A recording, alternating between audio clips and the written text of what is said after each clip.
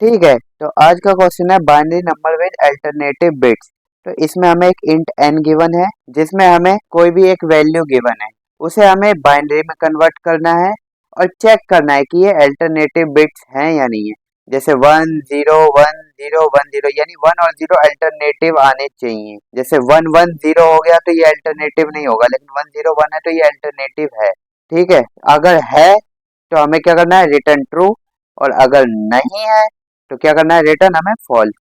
तो इसका अप्रोच क्या होगा, हमें क्या करना है, हमें अल्टरनेटिव बिट्स बताना है या नहीं है तो ट्रू करना है, नहीं है तो फॉल्स करना है। तो सबसे पहले हमें क्या करना होगा, अपने जो नंबर गिवन है उसे बाइनरी में कन्वर्ट करना होगा। तो बाइनरी में हम कैसे कन्वर्ट करते थे, ऐसे करके एक ग्रिड बनाते थे, उसमें हम अपने एन को रखते थे और उसे 2 से डिवाइड करते थे। जो हमारा डिवाइड करने पे जिस पे डिवाइड होता था वो यहाँ लिख देते थे, और जो हमारा आंसर रिमाइंडर बचता था वो यहाँ लिख देते थे।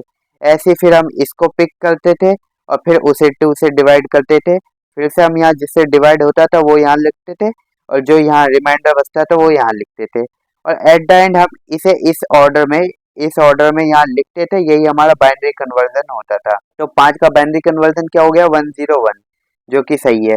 तो फिर हमने इसको कैसे गेट किया और इसको कैसे गेट किया, इसको हमने गेट किया बाय n मॉडुलो 2 और इसको गेट किया हमने n बाय 2। यही है ना, n बाय 2 किया तो हमें ये मिल जाएगा और n मॉडुलो 2 करें तो ये मिल जाएगा।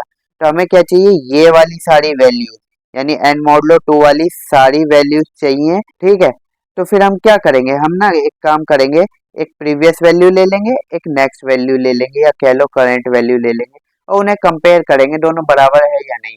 जैसे हम कैसे अल्टरनेटिव बिट चेक करेंगे, हम एक प्रीवियस वेरिएबल ले लेंगे और एक करंट वेरिएबल ले लेंगे और उन्हें चेक करेंगे ये बराबर तो नहीं, अगर बराबर है तो ये हमारे अल्टरनेटिव नहीं होंगे। ठीक है, चलो फिर लीड कोड का कोड देखते हैं जिससे आपको अच्छे से समझ आएगा। ठीक है, तो यहाँ हमने एक प्रीवियस स्टेट सेव कर ली जो कि n मॉडुलो 2 था, यानी रिमाइंडर। फिर हमने n को अपडेट कर दिया बाय 2।